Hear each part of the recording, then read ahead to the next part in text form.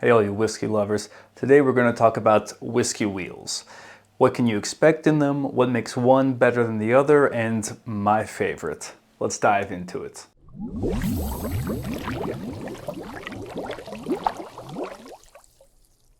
So there's a lot of whiskey wheels out there. Some look like this, some look like this, and there's so many in between.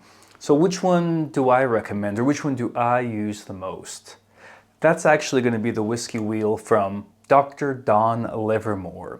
Now, it's interesting because Dr. Don Livermore specializes in Canadian whiskey, but I think his flavor wheel, this one up here, fits for many people and is probably, I'd say, gives the most information and gives you the best understanding of what you should expect in a whiskey and where did this flavor come from. So let's dive into it and take it a little bit deeper. Dr. Don Livermore is actually a doctor. It's not a moniker like Doc Holliday. Oh, okay, I know he was a dentist, so maybe you could call him a doctor, but I don't think back then. No, he actually has a doctorate. He has a PhD in brewing and distilling. He breaks everything down into three categories. You've got the outer category of the wheel that kind of gives you, in some cases, just the right amount of information. In some cases, for the average consumer, it might be too much information. So we're going to focus a little bit more on the internal wheel, the grain, the yeast, and the wood, and the flavors you can expect to come out of the different grains, the different yeasts, and the different woods.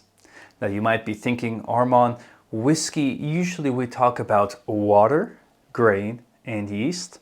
It's true, but we're talking about flavors and aromas here. So, however, I might even consider age an ingredient. Not so much an ingredient as in it gives flavors, but age is something that's part of the recipe that gives you kind of like a blended process or blends different flavors together over the span of time. Water for me is kind of similar. If you have good water, usually that means it's a clean and, let's say, pure water source that doesn't give too many flavors, on or off flavors. So it kind of makes sense that water is not part of this flavor wheel. Instead, water is replaced by wood because, as we know, the barrel puts in a lot of flavors and gives a whiskey a lot of the characteristics that I enjoy, and I think you do too. So let's get started and look at grain. I'd like to draw everyone's attention to malt. Now, I think we all know what malt is. I'm not just talking about malted barley, I'm talking about malted grain. And malt, in this case, is you taking grain and letting it sprout, making it moist, putting it in the right temperature, that it starts to kind of think that it is in the right situation to start to sprout and become a tree or a plant. The maltster does actually is kin the malt when it's just barely started to sprout. And what this does is kick off a certain chemical reaction inside the grain, which in this case releases different enzymes which help break down starches into sugar, and this is how we make the sugar that later the yeast will eat. This is malt. And as you can see from the flavor wheel here, malt doesn't necessarily give a lot of flavor. Yeah, it might give malty notes or cereal notes, as you kind of would expect from grain, but there's not a whole lot of other flavor in here. However, you do have the different raw grains also listed. And I think you're going to see this in many cases. Many distilleries are using a mix or a blend of grains. And not just, it could all be single malt, but they might be using some malted barley and some unmalted barley, or malted rye and non-malted rye. Because as you can see, malting it reduces some of the flavors that you can expect out of it. Not in every case, but especially in the case of barley, which is predominantly used, in single malts, of course, but also is almost always a recipe in whiskeys, or part of the recipe in whiskeys. So blending in some raw grains, kind of like a rye or corns, give a lot more character, give a lot more flavor to a whiskey. For instance, as you can see with the rye here, there's a lot of spicy notes that come through, as well as others. But this really helps bring another layer of complexity to a dish the same way, or to a whiskey, the same way that adding a little bit of spice to a dish might make that a little bit more interesting or creative. Malt on its own, I mentioned earlier, does not give a lot of flavor. And you might be thinking, no, Armand, that's not true. I've had lots of fruity notes. I've had lots of malty characteristics come out of a single malt. Have you ever had a very plain light beer? Usually that's just a malted barley beer. And there's not a lot of hops in a light beer, which makes it not so bitter, pretty smooth, creamy, rich, sweet, malty.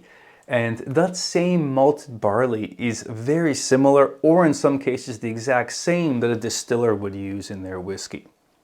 Where you're probably picking up some of these fruitier, a little bit more exotic aromas are actually the yeast.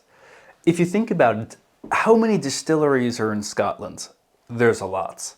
These distilleries, where do they get a lot of the grains that they use? Probably the same farms and the same maltsters. So of course their distilling process, their fermenting process, all of this will make a difference in the final spirit, but the yeast is actually my favorite. And from my experimentation, the thing that you can play with the most, and it's going to give you the most exotic flavors or make the biggest impact and difference to a whiskey, especially at its early stages. And you see that right here when you look at Dr. Livermore's wheel, his flavor wheel, because there's a whole list of different flavors here. There is things from sweet notes to spicy notes to pear and pineapple. You get tropical. There's a variety of different flavors that come out of different types of yeast. And in my opinion, even more than the grain, this is where you can play around and get some very exciting kind of differences or fine differences in your whiskey. A great example of this is Four Roses, which has 2 mash bills but plays around with 4 different types of yeast to create 4 different or 8 different variations of whiskey. If you haven't tried them, definitely do. It's quite interesting, especially if you have 2 next to each other with the same mash bill but different yeast. You're going to be surprised. Don't go for the blended in this case because that's different. It's being blended for particular flavors. But if you get single barrels or single bottlings, that's what you should try, A/B comparison. The problem is yeast is also the variable that we know the least in the flavor wheel. So what I like to do is if I don't find the flavor in the grain, or let's say I taste pineapple, and I don't find that on the grain side of the flavor wheel or on the wood side of the flavor wheel, then I can more or less certainly say that it's coming from the yeast. And that's pretty much as good as far as you're going to get. But the yeast is where I find the most room for exploration and experimentation, and also the biggest variety of flavors. Now this takes us to wood. And wood is a very interesting category here for me because wood is probably one of the biggest impacts that a whiskey has over the duration of its actual maturing life. The whiskey as it's distilled and kind of in its new make form or moonshine form is what it is. And yes, air and time will change it, but the barrel compounds a lot of the different wood flavors into it. Now the wood is very interesting, and I like how he broke it into 3 categories. One being, of course, the cask. So this is what it's firstly maturated in or matured in. And then you have the finishing bottle or finishing barrel as well here. And we're going to go into these a little bit, but the 3rd category is age. Now you might be thinking, Armand, you kind of brought up age and you said it's not, or it is, or it's not, or it is an ingredient. But he's not necessarily talking about the age of the whiskey here. In fact, Dr. Livermore is talking about the age of the wooden barrels or the staves. This is called seasoning, and it's the idea that you cut down a tree and you leave it out to season in doesn't matter where it is, but you cut it into pieces and you leave the staves out in regular air or like in nature for a period of sometimes years. And this is the age of the wooden stave. Now, primarily, the older it is, the more mature, fruity notes you might get out of it. But on the other side of it, the younger the barrel is, you're going to get a little bit more, and I like how we said sour apple. I think of it more as like if you cut a fresh tree and you still see it's kind of green on the inside and you smell that, that's kind of the aromas that I get from it. So I think sweet apple or sour apple is kind of almost like too much of a compliment. If you have a very young aged wood stave, you feel that and you smell it and you taste it. This is also why most distillers might talk about, oh, I have premium barrels. I only take the best barrels. Usually these are the ones which have been aged or seasoned for a particularly long period of time versus a short period of time. So age definitely plays a difference, because no matter what your cask is, the older the staves, the longer they were seasoned, the different flavors and different impact of the different cask factors you're going to have in the end whiskey, the product. So under the cask variation, again, on the outer, the third layer, this is kind of like the chemicals that give these flavors. But regardless of what type of wooden barrel you have, I say that because now there's a lot of experimentation with cedar, with oaks. It used to just be American and French, but now we have Swiss oak or Japanese oak. There's so many different types of oak. The next category is finish. And this probably sounds like, of course, Armand, this is what a sherry or this is what a ex-bourbon barrel is going to taste like when you're finishing a whiskey in it. But I just want to draw a little bit of attention to it, because I think it's a great rule of thumb that we should continuously see and train ourselves and keep in our minds.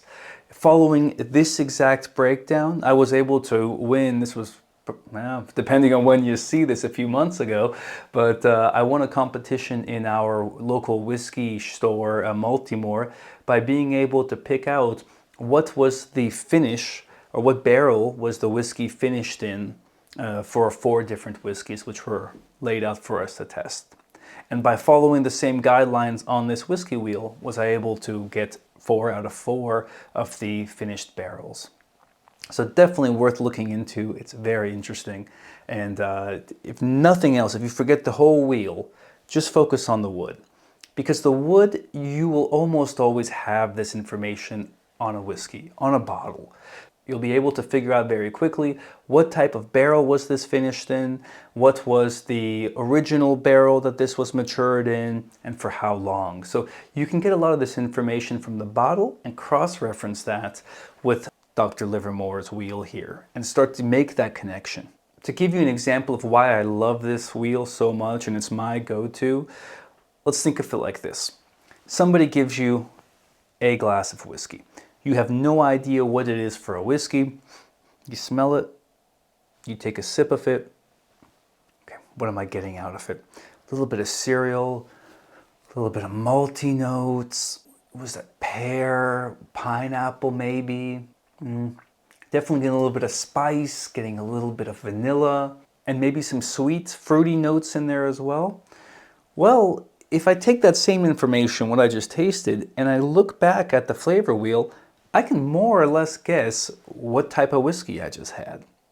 So, based on the cereal and kind of malty notes, it's probably a malted whiskey, probably barley. The pears and pineapple, you're probably going to be able to find that, or those flavors are probably coming out of the yeast. You won't know it, but it'll give you an idea of the yeast that the distiller is using. The hints of spice, vanilla, well, this is probably from the type of oak that the whiskey was matured in. And the sweet, fruity kind of notes, well, that's probably because it was finished in a sherry barrel.